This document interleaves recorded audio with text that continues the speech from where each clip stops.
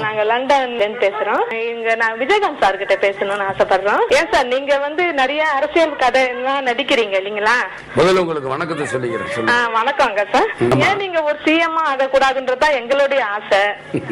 ஏன்னா நாங்க ஒரு வாட்டி லண்டன்ல இருந்து நாங்க வந்திருக்கும் போது ஜெயலலிதா, நான் பர்டிகுலரா சொல்றேன்னு கோச்சிக்காதீங்க, அவங்க வீட்டை விட்டு எழுந்திரிச்சிருக்க மாட்டாங்க. 5 மணி நேரத்துக்கு முன்னாடி ரோடு பிளாக், எவ்வளவு பிளாக், ரொம்ப கஷ்டப்பட்டோம். அவங்களும் ஒரு நடிகத்துல இருந்து வந்தவங்க தான் சிஎம் ஆயிருக்காங்க. அதாவதுங்க, நம்ம வெளியிருந்து பார்க்கும்பொழுது ஒரு மாதிரியா இருக்கும்.